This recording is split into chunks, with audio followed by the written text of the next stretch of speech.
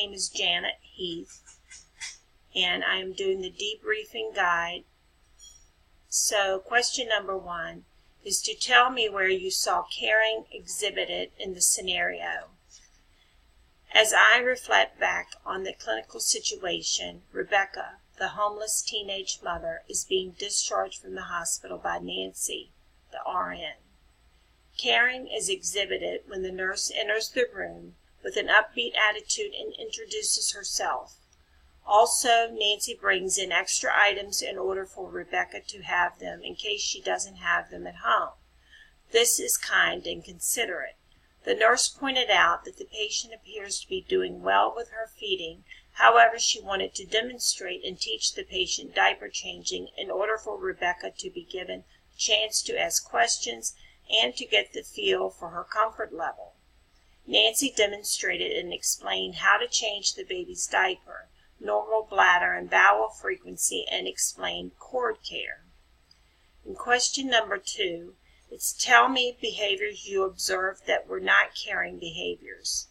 Unfortunately, it appeared that Nancy the RN had more behaviors which I perceived as inconsiderate rather than caring. Initially, she asked for the patient's name and date of birth, but cut her off before she could get her entire date of birth out. Even though Nancy demonstrated how to change a diaper, she didn't provide Rebecca the opportunity to demonstrate what she learned from Nancy's demo. When the patient told the nurse that she didn't have a home, she ignored her and went on to the next subject. Also, she rushed through the discharge instructions without establishing where the patient was going or how she was getting there. The nurse ignored the patient complaining about abdominal pain. Instead, she brushed it off and passed it off to be addressed in the follow-up appointment, which would take place in another 2 weeks. Instead of addressing the homeless situation and the need for pain medication, Nancy made it clear that she was busy and needed the room for other patients.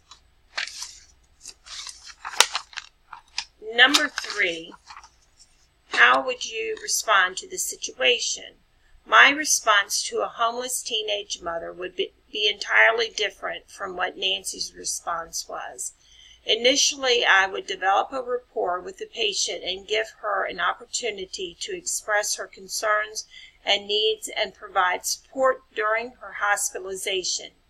After providing the education needed following the childbirth, such as diaper changes, normal bowel and bladder habits, cord care, and feeding, I would give the patient a chance to demonstrate what she had learned and to ask questions as necessary.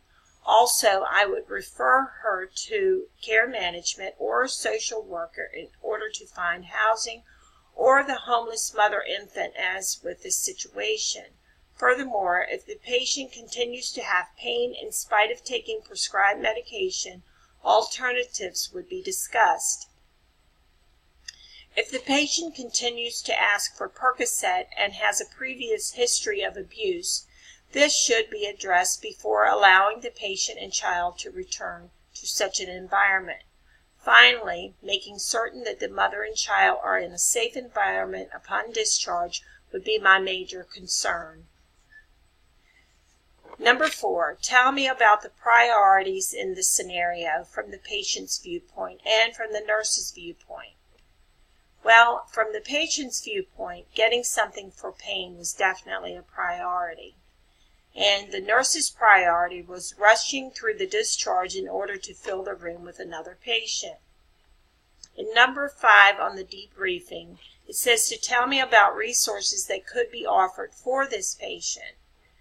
Community agencies that provide health and social services in the area include the health department, the caravan, and various shelters for women and infants. However, immediate resources should be initiated in the hospital with care management and with a social worker. Social services is one avenue to arrange for housing, food, medical needs, and transportation until the patient is stable and has a better living environment. Also, classes could be taught, providing to assist with better living arrangements.